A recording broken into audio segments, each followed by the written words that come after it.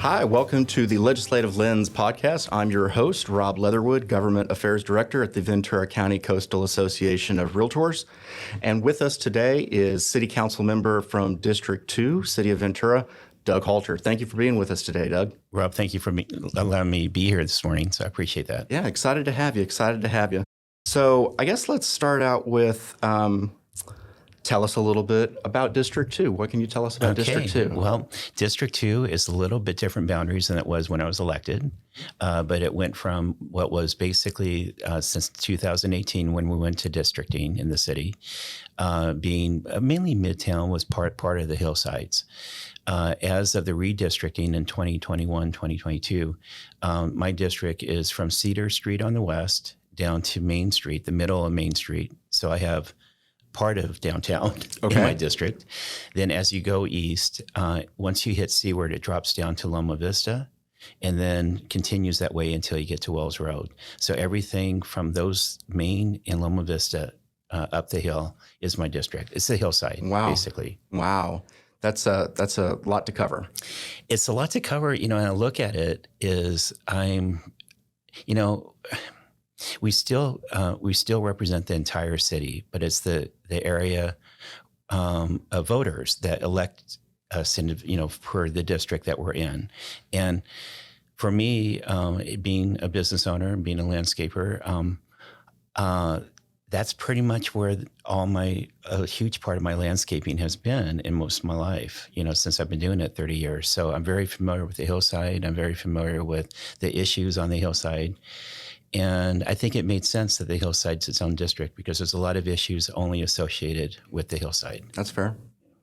How long have you lived in Ventura, Doug? I've lived in Ventura now I was just counting yesterday because about 39 years. When's the anniversary? Do you know? Yeah, it would be in October. Okay, cool. So we're coming up on the 40th, actually. Well, congratulations. Well, thanks. Yeah, no, I found Ventura when I was in college at Santa Barbara. And I drove through Ventura. I remember driving through and looking at the city to the left and the ocean to the right. And honestly, that's when they had the Mission Cross lit up on the hill. And you know what that told me more than anything? It told me that people cared about their community. And I always wanted to get off the freeway to see what was here. And I finally did.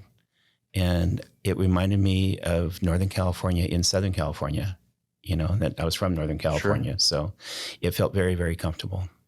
Well, 40 years you've been here now. What would you say makes Ventura special to you? What makes it special to the residents? What makes it such a unique place to live?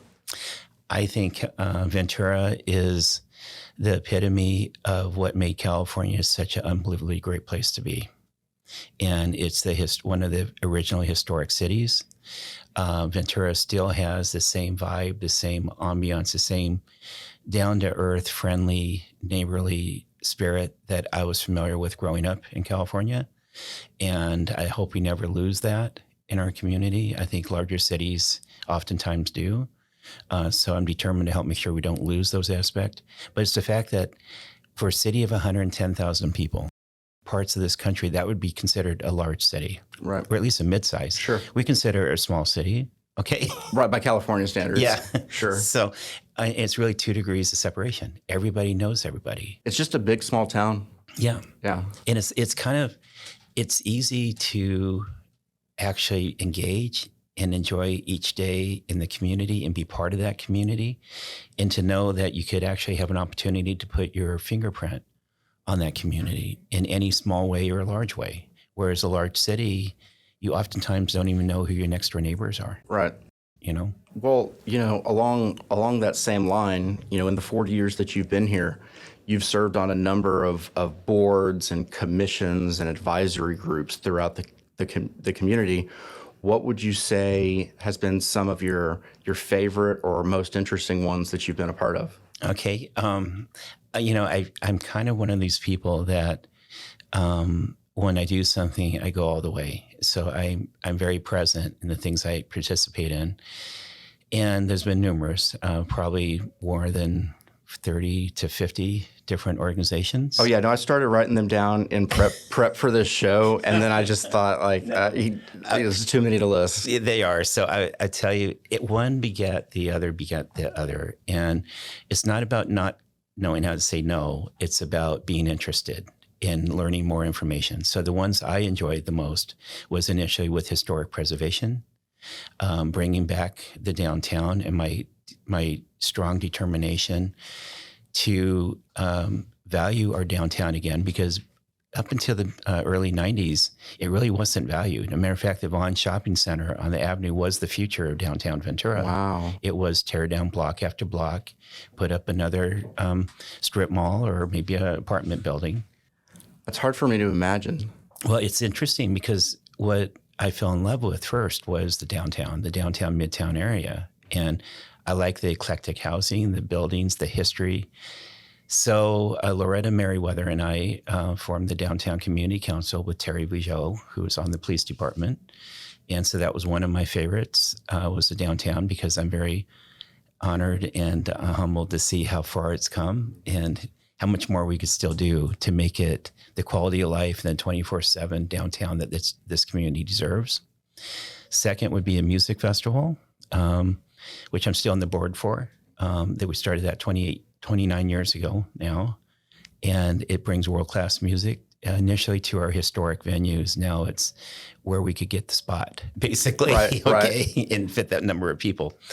Probably my two favorites, though, although I'm very passionate about all of them. The Botanical Garden started with a conversation with Midge Stork in her living room. And I've always believed that if you think something and say somebody ought to or somebody should do something, you not only have a right to go for it and try it, but I think if you really think it's a good idea, you have a responsibility to share that and help make it happen. Because we are those people that you say they should do that. Okay. So the Botanical Gardens is going about 20 years. It's got its own legs. We started that up as a nonprofit. We asked for 10 acres from the city to lease to have this garden. Within 6 months, the city agreed to all 107 acres. Right. It's been phenomenal. It's a tremendous spot. And it's really a huge part of Ventura's history.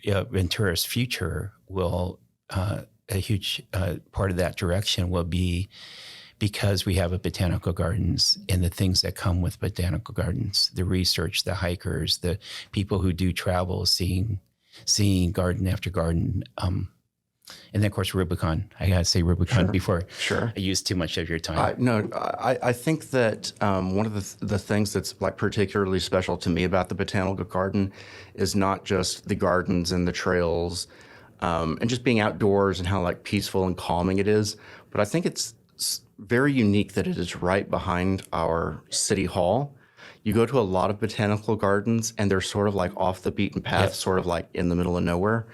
And you have to be sort of seeking it out to find it, right?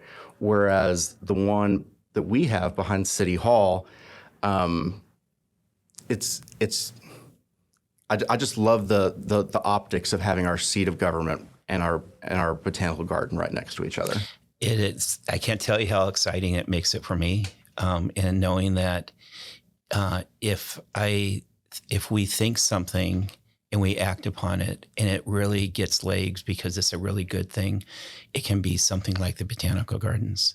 And that Botanical Gardens, I knew when Midge and I talked that evening in her living room that the only place I wanted to support the Botanical Gardens would have been at what we call Grant Park, for several reasons. One, many of what you just described with the history right below us in our downtown and being in our city, but to have the ocean views and the view of the islands, the ocean, our historic beginnings of this entire region, the center of our community and our region, within walking distance of it, the iconic views of Southern California. I don't know if there's any other spot left on this coast you can do that. Right.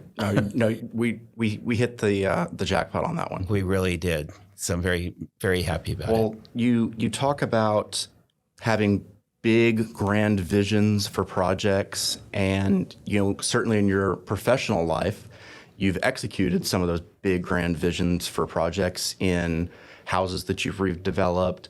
I don't want to like undersell it because it's not just like landscaping. It's literally like lawn art, what y'all do. It's like extremely impressive. We have some big challenges here in Ventura County and in the city of Ventura. And my read on it is all of them are tied to housing in one way or another. Absolutely right. And one of the things that I think is going to have to be a huge part of the equation in the city of Ventura and Ventura County more broadly is affordable housing.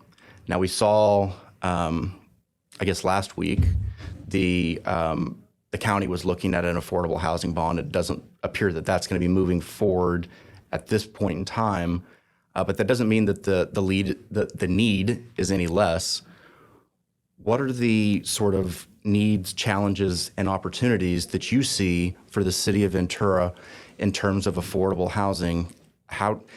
Because we are a coastal city, so it's expensive to live here, but then we also are an economy that has a lot of our folks making their money in service or agriculture, which are industries that just don't pay folks much money.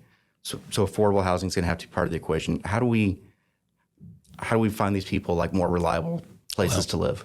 If I could back up for a minute and paint the picture as I see it and how I've lived it is as a native of California and watching our state go from 10 million to 40 million people and seeing, so much of the state is so fortunate and blessed to be so beautiful and have such a diversity in environment and geography and weather that I could understand why over the years people started saying no to everything, whether it was housing, whether it's expanded company and growth translates to most people into traffic.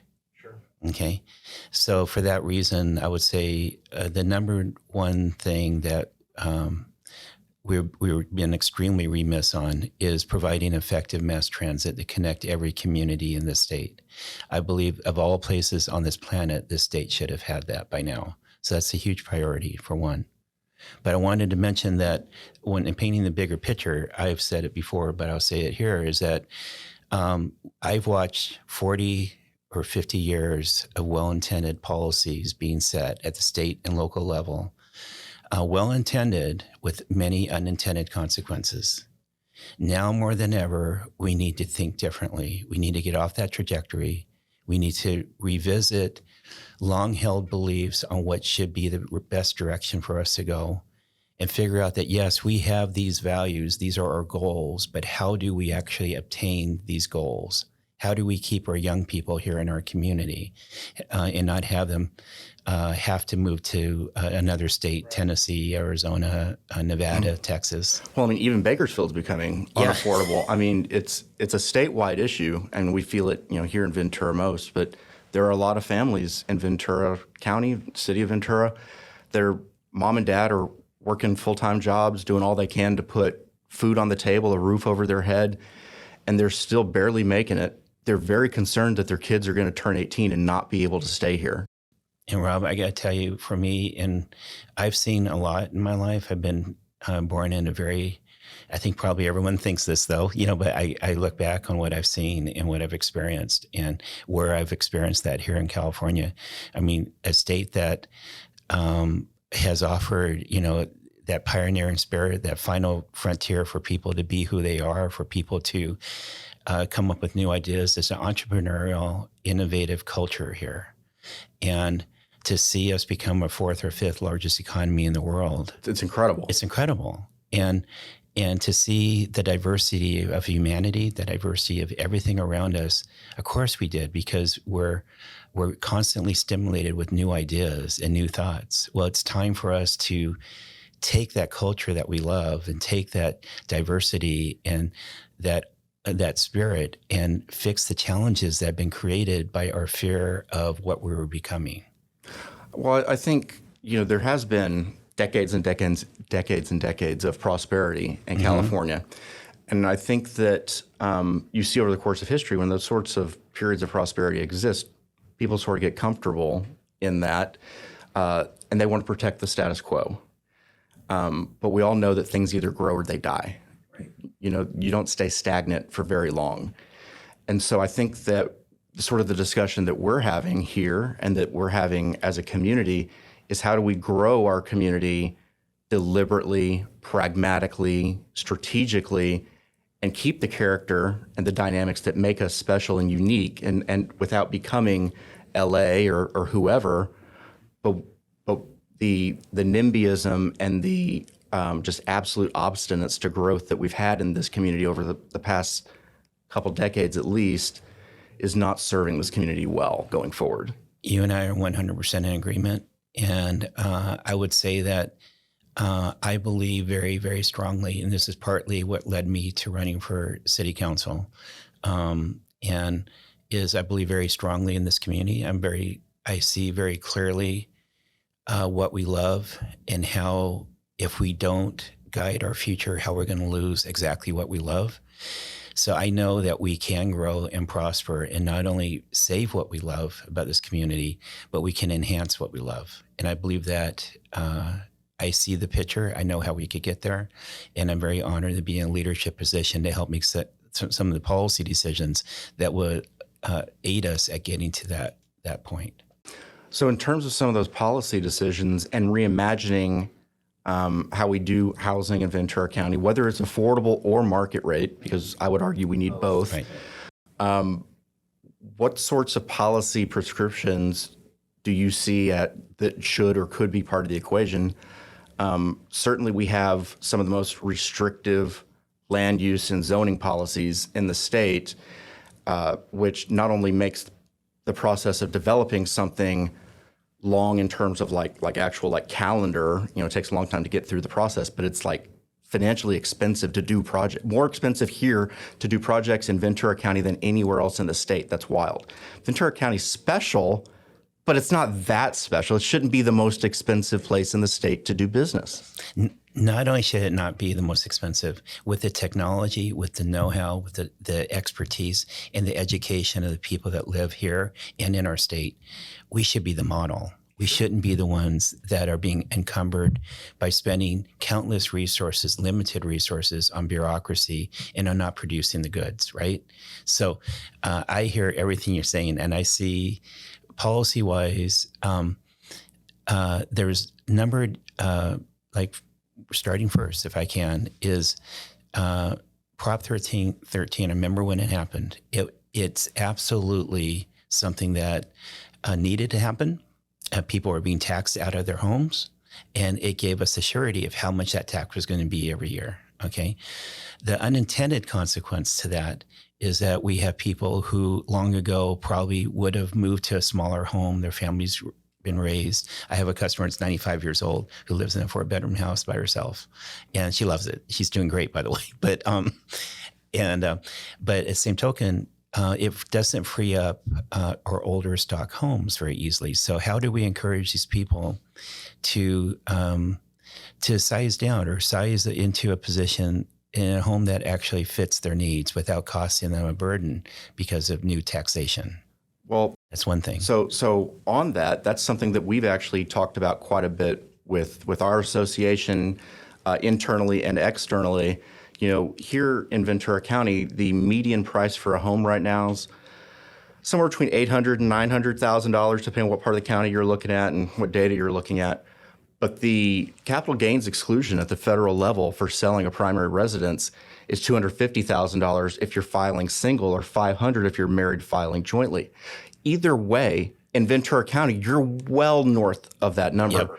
So there's House Resolution, I think 1321, pending in Congress. There's no chance it passes before the election, but hopefully next year it will pass. And what that would do is double those exclusions. So 250 becomes 500, 500 becomes $1 million, and then it indexes it to inflation going forward, so that we don't have another 30 years of it not being adjusted.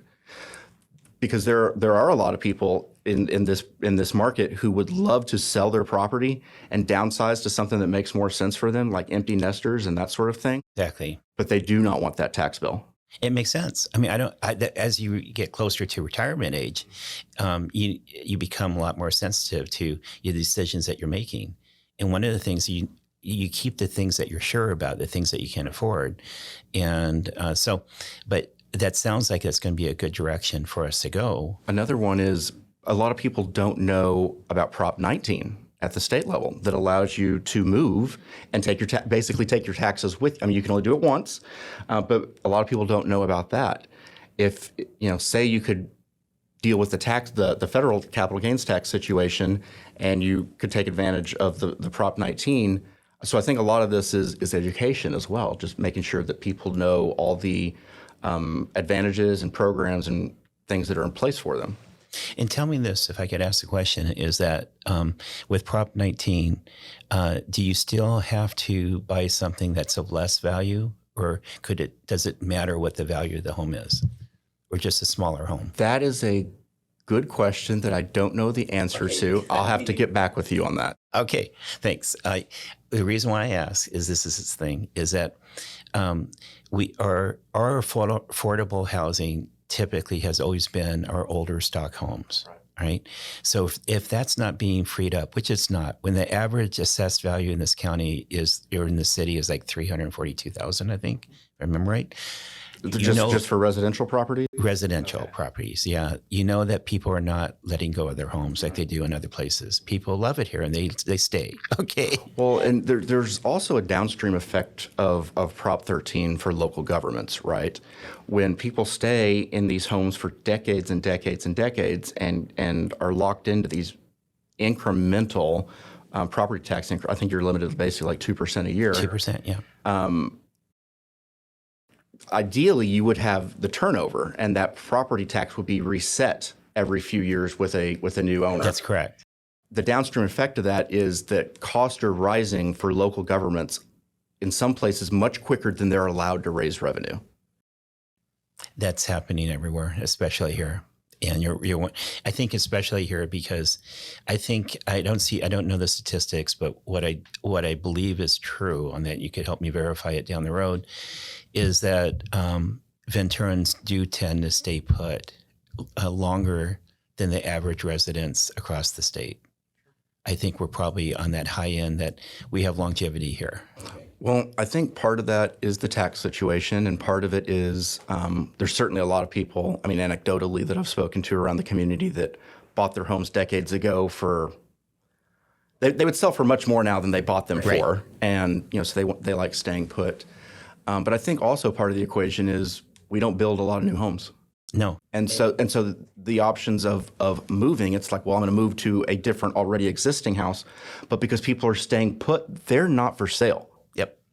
We need to build more single family homes. I talked to some developers over the last year, and one of the things I hear from them consistently, I ask them, hey, when I see development of new single family home tracts, with few exceptions, it's a lot of like mini mansions and like regular mansions, right? Why are we not seeing more single family, like starter single family homes being built?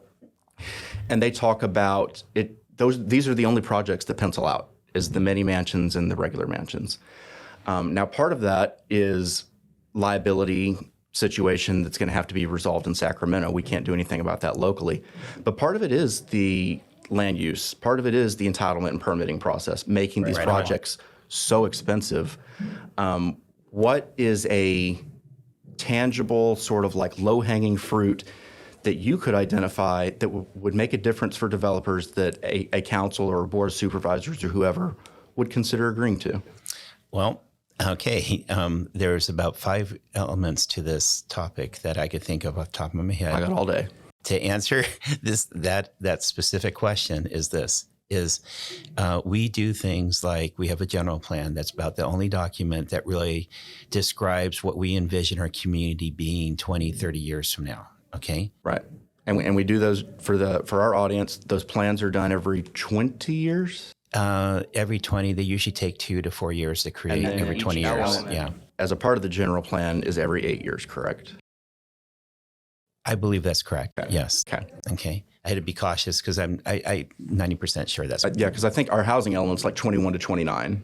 That's correct. So. Yeah, the housing element for sure is 8 years. And so with that said, we have one document that describes with consensus in our community with public input that this is what we foresee today for the future of our community 20, 30 years. So it gives us a goal, and it gives us a roadmap of what the zoning should look like, where the density should be, where the new housing will be or not. Okay. Right. And what type of businesses we will be able to accommodate. Okay. Along with that, on the year-to-year basis, we're really focused on budgets, and we're looking the here and now. So it's not about planning long-term. And that's part of my frustration on council, is that I tend to be a big picture person, and I tend to see how we could get to that goal. And at some time, I hope that we end up having like one conversation a year at least with the community to talk about the big picture ideas that can make this community all that it can possibly be and create the best and most prosperous future. But to answer your question directly, is we have our general plan, and then we have our land use and our zoning, and the state is forcing a lot of changes there because we're 2.5 million homes short of where we should have been since 2010. Okay. It's a heavy lift. It's a heavy lift. The cost, that is a big part of the high cost of housing. The second reason for high cost of housing, of course, is the desirability. We can't do much about that. Matter of fact, that's why we're here. A lot of us are here. Sure. Right. The third thing was because of Prop 13, for all the good that it did, it definitely put a lid on people wanting to let go of their old homes when they're paying, $900 a year in taxes for, if a new family bought it, they would be paying $15,000 or $18,000 a year for that same home. So it's become pretty disparate. I still believe it's a good thing, and we need a cap, and we need to make sure that that we figure out another way to encourage people who have already raised their family and to go to a place that they want to go to as their next chapter of their life at that point in their time, right? So you hit upon the process and how lengthy and complicated it is. It's more than lengthy and complicated. It's a very uncertain, unpredictable, risky process in most of the coastal California in particular.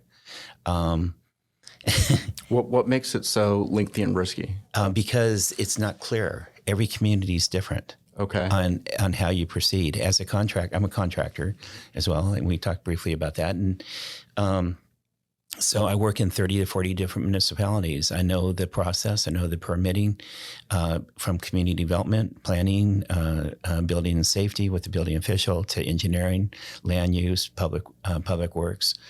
And there's so many different approvals, but there's also so many different committees and commissions that may or may not have to see your project. There was a time period that for most of the 40 years I've been here, it wasn't uncommon for a commercial project to take 8 to 20 years to get approved. That's wild. It wasn't, I could tell you, and here we are on camera. God honest truth is two things. Is I built my home that I live in now 12 and a half years ago, and it took me 5 to 5.5 years to get my permit here, and that was in what we would call the good times. Right. Okay. It took me 5.5 years to get the permit, and at that point in time, it dropped me in the middle of the recession. So the risk factor was the economy changed. So now that I got the permit, I wasn't able to get a construction loan because houses couldn't be constructed for what they were selling for during the recession. So I had to figure out a way through that, because to get to that point of getting a permit and getting all the approvals and getting all the reports and the studies, because it's a brand new house, I had to spend over $200,000 before, with no shovel in the ground. Right. Okay. And on top of that, let's see. Well, and each quarter you have Yep. interest payments coming. That's right. You're still paying for the land. It's the holding cost. So the length of the project is undetermined. So you have the risk of holding costs ongoing until you get approvals. A lot of my constituents have reached out to me through the last 3.5 years because they had such difficulty getting the simplest of permits. And I'm excited to say we're on a very good path right now, but that's skirting the question at the moment. The real thing that I see is that we can fix our process. We can make it more certain. We can tell people exactly what they can and can't do with their property and what it would take to do it, what the process is, how long it will take, and how much will it cost. When we give them those answers, okay, we will know that we've arrived. We've arrived at the future, and we use technology like we are now with the ops system, where permitting should be, most of it should be so automated that the people staffed in planning or in community development spend most of their intellect and their time working on the complex processes. You'd rather see them do mission-oriented work than administrative types of work. Exactly right. Yes. And that's why I had put together a policy consideration with Bill McReynolds a month ago to help focus on trying to get at least 60% of our permits over the counter again. Okay, that's cool. Because most of them aren't, they're what homeowners would do. It's that changing out the window that broke, that now you want a new window. It fits in the same hole. Changing out your hot water heater, putting up a small retaining wall or a garden wall to divide your property from the neighbors. Things that really, there's no risk to the city, or little to no risk to the city. So what are we really protecting ourselves from to codify and cause somebody to take 3 to 12 months to get that permit?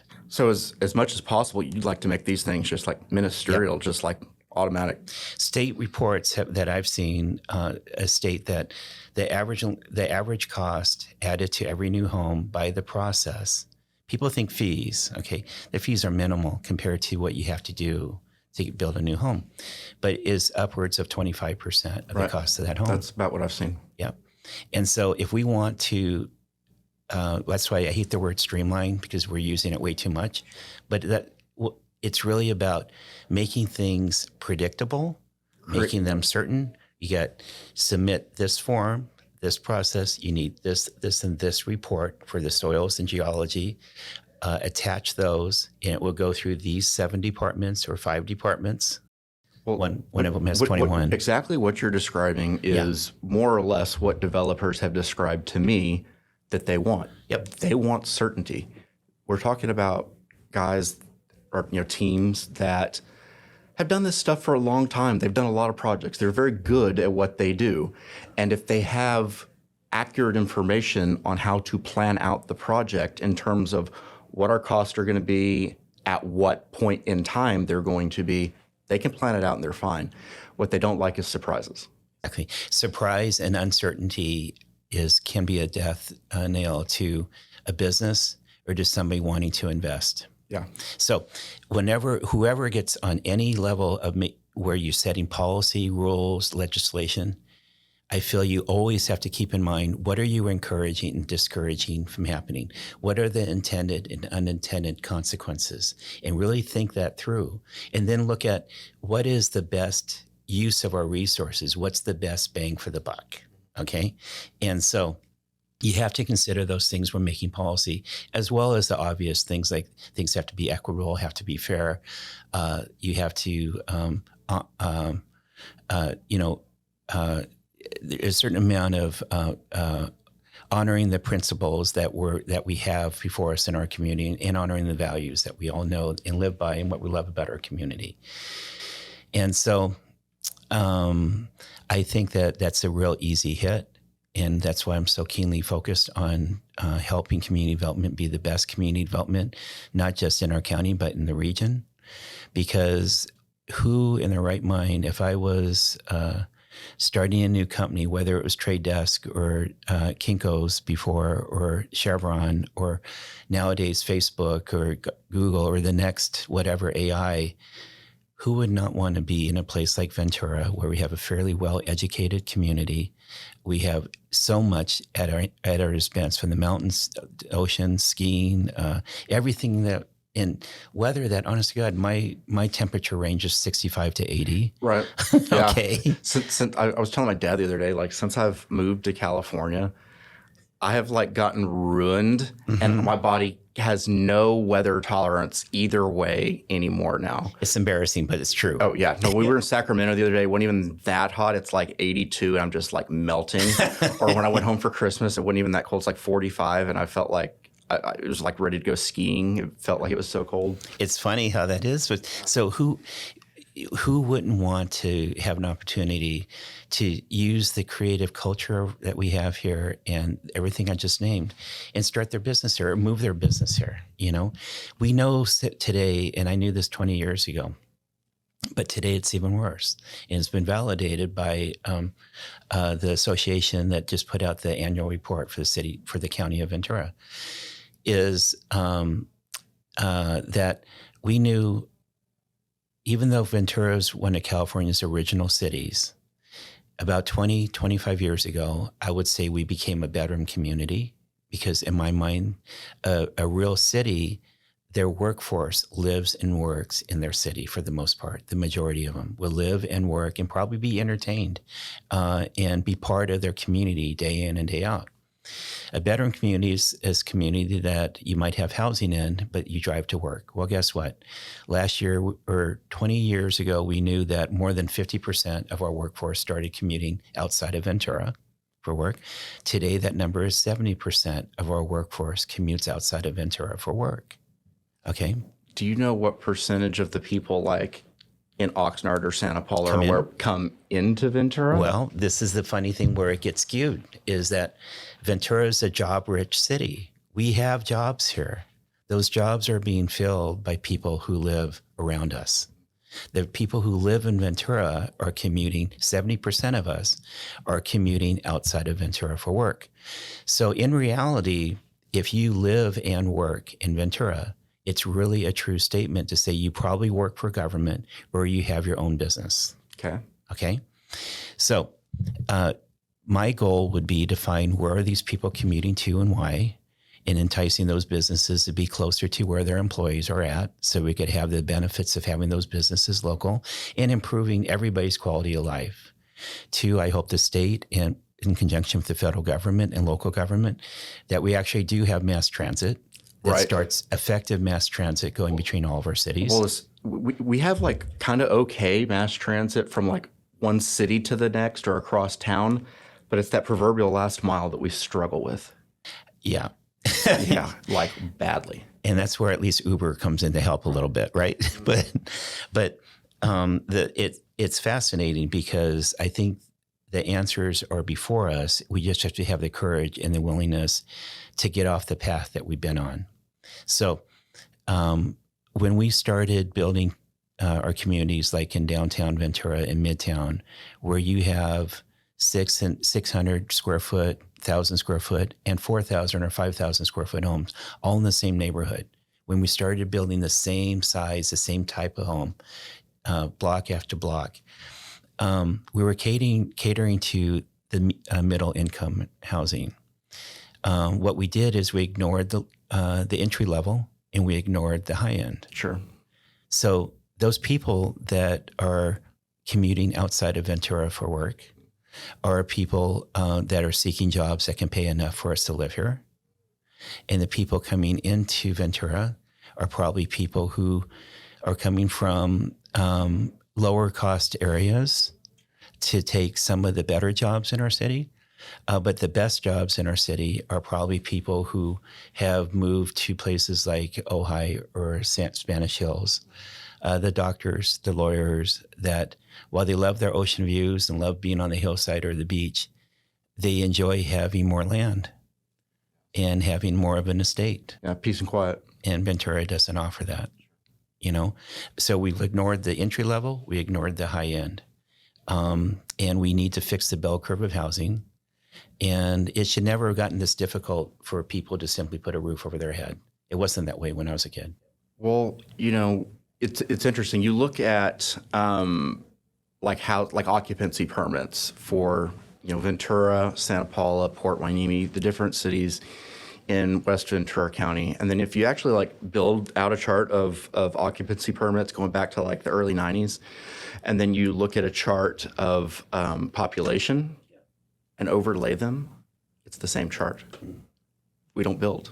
We don't really grow much population either, but we just straight don't build. And that has created an availability crisis that is fueling an affordability crisis that is there was a time, probably 10 or 15 or whatever years ago, where it was sort of just the lowest people on the totem pole that were impacted by this issue.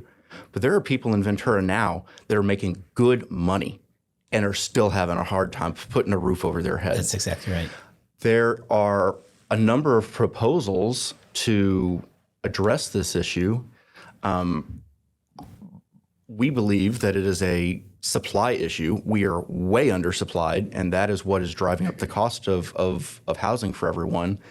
There are some people out there, though, that believe that artificial cost controls are the way to go on this. You've been in California for your whole life. You've been in Ventura for 40 years. What are your thoughts? Wow. I'm fearful of artificial cost controls. I empathize and have a lot of appreciation and concern for people that are struggling. But at the same token, we got to make sure that we provide the housing that they need and the food that they need to be part of our community, because we do have people and need people that are of all economic levels to be part of our community, to service the future and be a sustainable community. But as soon as you start putting artificial controls on things, you have to really think hard on what those unintended consequences may be. Well, there are very real things driving up the cost of housing, including the affordability issue or availability issue that we just talked about. But the cost of insurance in California, for example, out of control across the state, and in a high-risk area like Ventura, we're an area of the state that's getting hit arguably as hard as anyone else.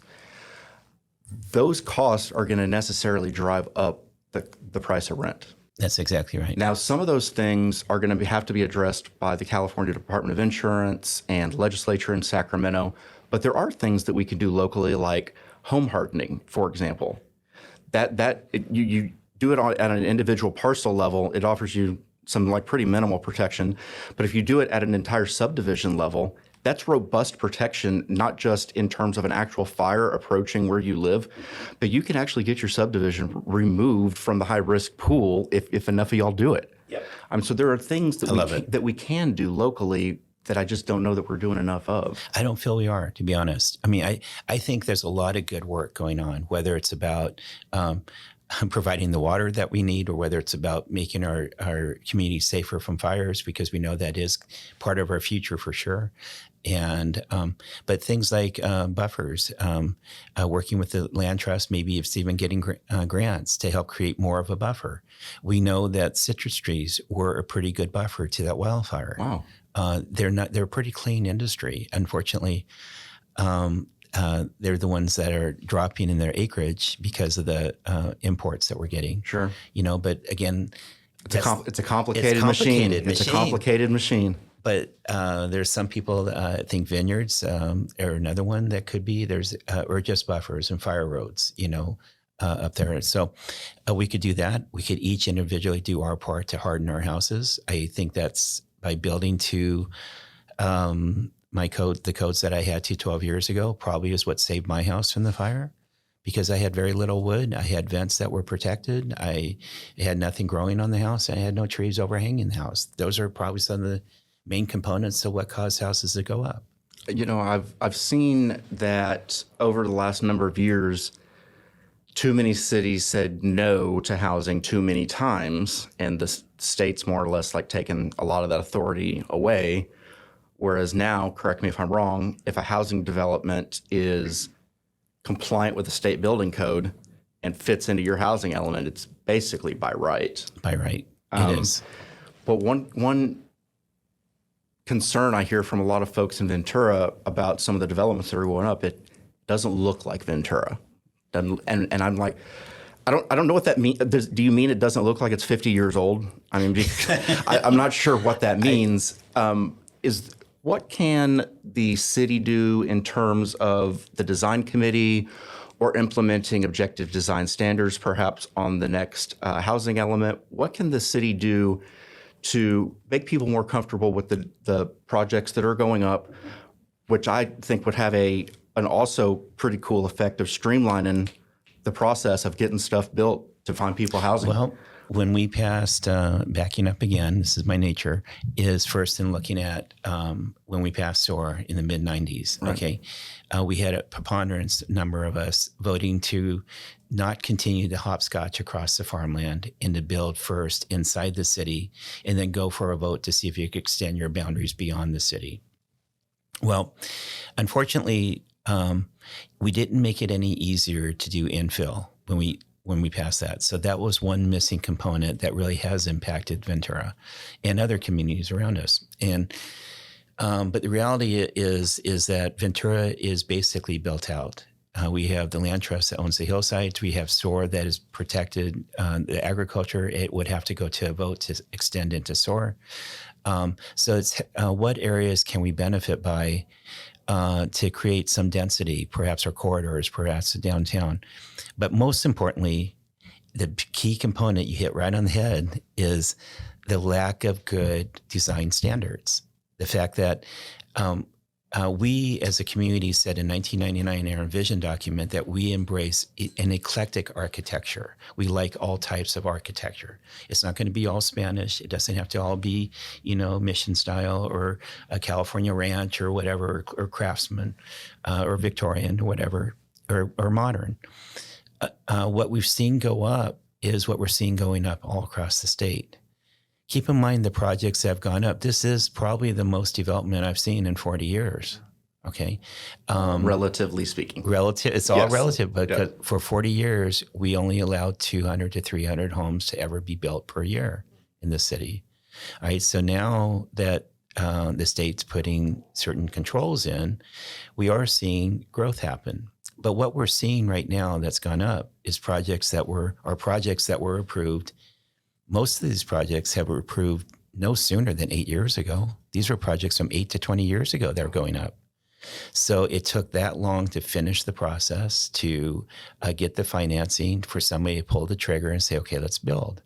And unfortunately, before too many more go up, I would agree with the concerns that you've heard is when I smile because I would say several of the projects aren't what we see Ventura is. Even though we value eclectic architecture, when things feel too boxy with very little architectural detail, they're not trying to even add something unique to it. I think most people, whether it's the Disney Hall or whether it's Art Deco church or building, Folks like having a little character. they like a little character. Yeah. So with that said, is that trying to put these design standards in place that would have give some guidance to people who want to recreate or redevelop a property. It's great if it's a beautiful building to reuse it, obviously, but there's a lot of times it could be extremely costly to do that. Right. Okay. But at least give some guidance on what we expect it to feel like. Yes, it may be a bigger scale than what we've seen in the past, but if it complements the ambiance or the character of that community, then it's not just about scale, it's about design. It's about, there's a couple buildings right next to each other in this community that one, most people are pretty okay with, even though they're both the same size. The other one is that boxy, same building that we're seeing being built all across the state. It's like when we started building strip malls. Right. Now, they're all the same. Yeah. Let's talk a little bit about quality of life issues in Yeah. Ventura. So I'm going to kind of name off a couple issues here, and then we'll just follow me. We got Okay. some Main Street, downtown Main Street parking discussions going on. Downtown parking, more generally, discussions going on. Water projects going on in Ventura. What can you, and then we were talking before the program, before we started recording, you just made a trip to Santa Cruz That's correct. in the last couple of days. Yeah. So what kind of growth and vision do you see for our downtown? And what did you see in Santa Cruz that you liked, that you'd like to maybe see what parts of we can incorporate here? Rob, Boy, I could talk to you all day, but for me, I do love to travel. I like to be home more, but I do like to take an occasional trip. Being from the Bay Area, from Santa Cruz area, I go up once a month, and I have my own place there that I recreated on my family property. Cool. My grandparents, where I grew up at, in Santa Cruz Mountains. So, what's been interesting is wherever I go, whether it's there or elsewhere, I try to see if there's something I really like about it. Think, how come Ventura doesn't have something like that, right? But because that was my hometown, and I look at a city as Santa Cruz that 55,000 people, we have 110. Wherever I went this last weekend, there was so much vibrancy. There was so much amenities that were being offered. Traffic wasn't through the roof. It's not like what we see on our 101 going to Santa Barbara. Yeah. Okay. And most of that, it's a matter of, do we get some more of those people off the road and park somewhere in Ventura to enjoy our downtown and shop in our stores and eat in our restaurants, and maybe spend some time at our beaches and also in our hotels. So I think we have a fantastic tourism bureau here in Ventura. We have a downtown that is really exciting to watch the changes and see it get better and better. But I think we have to work harder at taking advantage of the successes that every aspect of our community is realizing, whether it's what the Land Trust is doing or whether it's the 65,000 people a year who visit the botanical gardens. Okay, they're right there in downtown. How successful are we at getting those people to shop in downtown afterwards or before, or to have dinner or lunch or breakfast there, right? How successful are we at bringing new businesses into downtown? Okay, do we have the old stock of homes? So, well, one thing I've heard about downtown is, you go downtown on like a Monday through Thursday night, and it's not a lot going on. Friday and Saturday, busy. It's like the place to be. Super, and I guess some Thursdays, but Friday and Saturday for sure. One thing I've heard people say is we need to create some housing downtown. Where to your point earlier, where people are living and working closer to the same central location. You're spot on. It's the 24/7 aspect. The fact that our downtown, if you take the 1950 census for Ventura, and you see what in 1950, the shape of Ventura, where the people lived, huge preponderance of Ventura was really just downtown and part of Midtown, a little bit of the Avenue.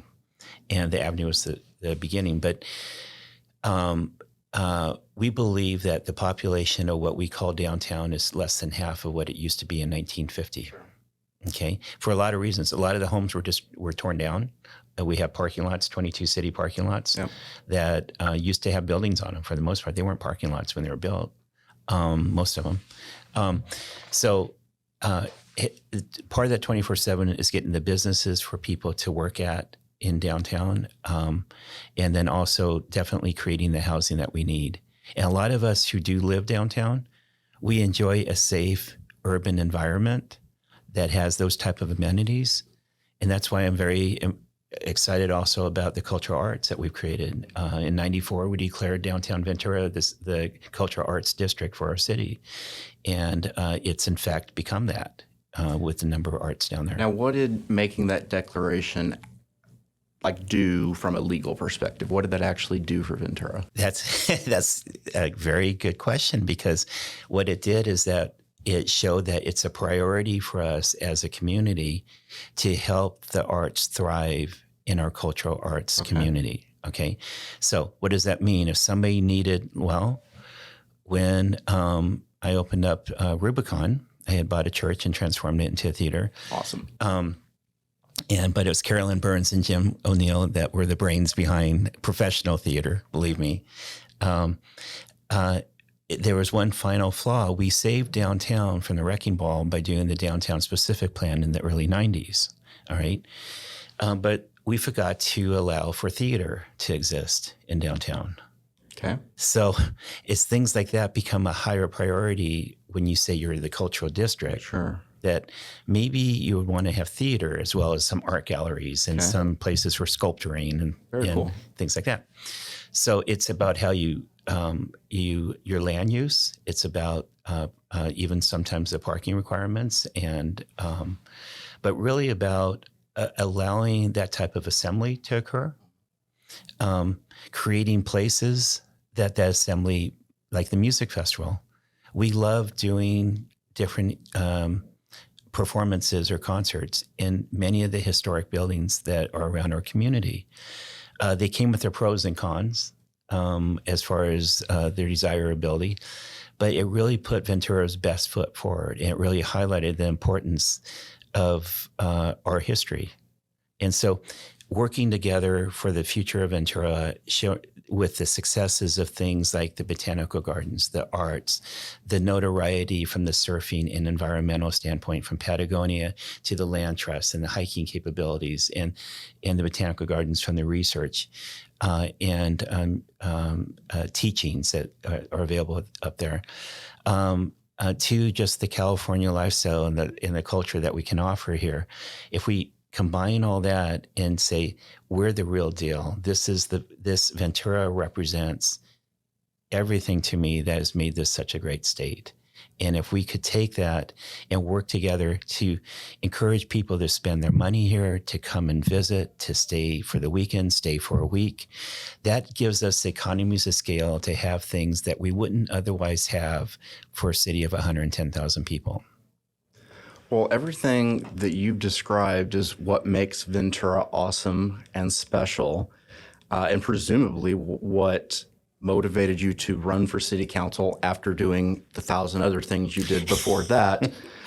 What would you say has been the most surprising thing of your first term on city council, and what would you say you've been most proud of that you've accomplished in your first term? I would say that, again, I was elected through COVID, during COVID. And so the first 14 or 16 months was on WebEx or Zoom. Right. Okay. I think doing things online is a nice alternative, but it's very difficult to form relationships. So do you think that, sorry to interrupt you, but do you think that your previous experience with all the things you had done with the city leading up to that made having to be a city council person for the first year and a half or whatever on Zoom easier for you than it might have been for someone who hadn't had all that background experience? You know what? I would have thought exactly that would be true. But I got to tell you, I was surprised at how much I had to learn. Wow. I had to figure out what the protocols were. I had to figure out by watching and observing, and by reading and figuring out how do we get from A to D to get these things done. What's the process? Who do you talk to? You had to learn who the players were, because one of the things I pointed out, and you may want to be interested, I think we may have talked about this personally, but is things like where do you find what do you find in the municipal code? What do you find by going and talking to somebody in a department? Well, the latter was not available during COVID, right? You might be able to get somebody on the phone, but quite frankly, even that was difficult during COVID.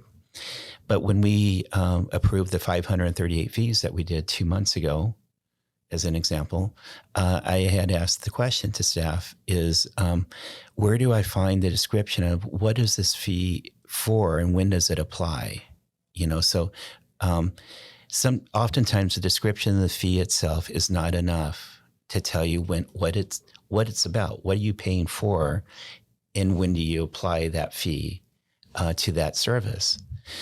The answer is that it should be in the standard operating procedures of each department. My goal would be to have those standard operating procedures, or any fee that we charge, in a neat file, easily accessible on the internet, to look up the description at any time.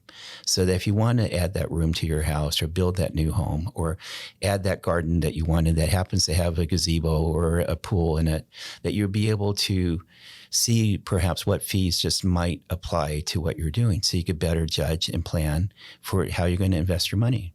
So being on council during COVID had very limited access to people, staff members, mainly the city manager was my main communication. City attorney on before each meeting.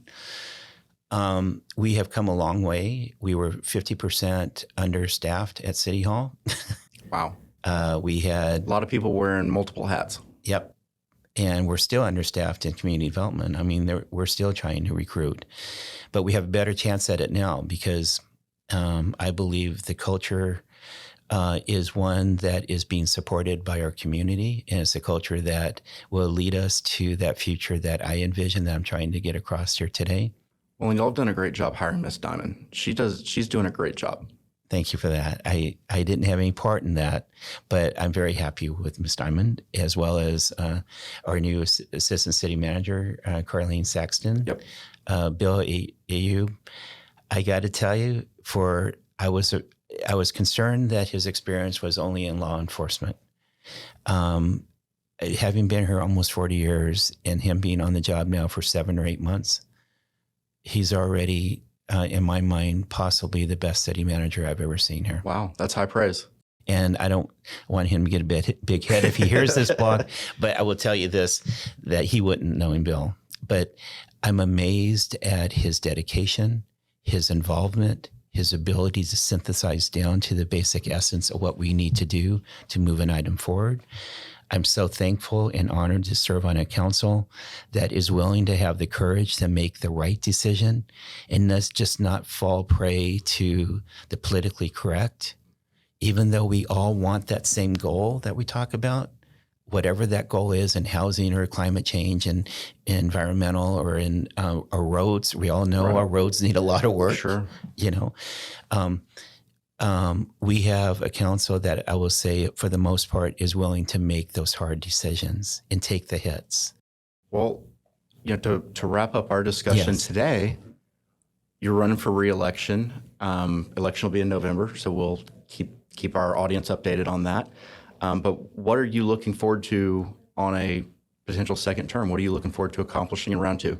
It took a year and a half to 2 years to really get going in it, so I'm excited. Most jobs are that way. I think they are. For sure. But all the variables were tremendous, but it's exciting and I truly enjoy it. I enjoy knowing that at this point in my life that I could actually use my knowledge and my work experience and having employees and starting businesses and nonprofits to use to better a community that I'm extremely passionate about. And I understand the values here. So taking those values, taking that experience and doing all I can to create the best prosperity for the future generations in this community and the best quality of life for all of us, and being that spokesman, being that person that's at the table, whether it's with other regional players or state players, and knowing that we're working towards this end goal of prosperity, of fixing these problems and not doing knee-jerk reactions, but actually swallowing hard and say, yes, we may be able to, we agree with the outcome of where you're trying to get, but we don't really agree with this pathway. The process. Yeah. So I'm looking at things like creating housing that absolutely complements what we love about our community. And that's, again, allowing for the eclecticness, just something that is quality, helping to reduce the cost of that the fees aren't such a big deal, right? The dollars can guide or not, something happened or not. But the reality is making the process more certain. I can't help myself because I know that so well. And I know we're definitely now on the pathway of doing that. Okay. Awesome.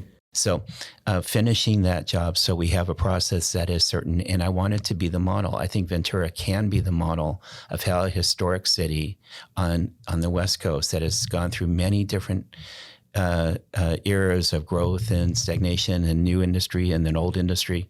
How do we take the city and become that model for other cities across the state and across this nation? We can do that. And we could do that by things like encouraging the mass transit inside our city and then connecting outside our city, by building the housing that we need, attracting the companies back to our city who should have been here if we had the buildings here for them to be in. Okay. They have their workforce here. Okay. So working with our school district is the same constituents as ours for the most part. And those are the properties they have are major assets for our community. So working hand in hand to use those as much as possible, which is in a way that is safe for the students when the students are there in class, but making sure that those resources are well utilized throughout the year and throughout the day. I have several things. Housing's the biggest issue because everything else ventures down from that. That's right. That brings us to the unhoused and getting people off the streets. As a civilized society, we have to take care of that 1 or 2% that need help, that are down on their luck, that have maybe mental health issues or substance abuse issues, and help find them housing, help find them services. I have utmost empathy and compassion for people who are in that position. At some day soon, I don't see people living on our streets and in our parks and on our beaches and in our rivers. I see people being serviced for their issues that can help them live the fullest life they can possibly have. There will always be people that want to wander and from this park to that park and so forth. But the reality is it's in nobody's best interest that anybody lives on the street. It hurts everybody. And then our infrastructure. We have to prioritize our infrastructure. And we can't do that with the limited resources we have. Sure. So we have to create more revenue through prosperity. People think we're pushing housing because we want the money from housing. Housing is a money drain for a community. Right, it's an investment. Yeah, it's an investment for what the people who live in those housings will bring or leave in our community. Okay. And so creating the prosperity we need to have the level of infrastructure that we all want. Our streets do not look good. The last 2 years, the 2 wettest years we've ever had back to back since 1890. Yeah, people have accused me of bringing the rain from Texas, and I promise I did not bring rain from Texas. Well, you could have claimed it for the first year because we really needed it bad. Right. The second year we might have been able to do without. But anyway, so I will focus on infrastructure. I will focus on continuing to build the housing quality and the design standards that we can support as a community, and working with our entities to our collective community to use our own successes and resources and knowledge to take advantage of the people who do want to partake and enjoy our community with us. I say, come on, be part of our community for the weekend, stay in our hotels, and help us give the most magnificent concerts and performances, or just enjoy the beach and the hiking around our city. So I also have other projects that I would always support, and I have some of those I wrote a book before COVID, so some of those are in there because they're things I've thought about for years that I know are the right things for Ventura. But a lot of that is underneath that layer of knowledge that I just shared. Well, we're going to have to bring you back for round 2 on the show, and you can tell us about some of those things. I love it. That'd be fun. I'd like to say, at the association, we appreciate your deliberate, comprehensive, and pragmatic, while being empathetic, approach to everything that you do on the council. We very much appreciate your support on our issues in terms of like home ownership and solving the housing issues in the city of Ventura. Very much appreciate you being here today. That's it for us today at the Legislative Lens podcast. I'm your host, Rob Leatherwood. This was Doug Halter with the Ventura City Council. Remember to like, subscribe, and share, and we will see you next time. Great. Thank you again, Rob. Thank you, Doug. Okay.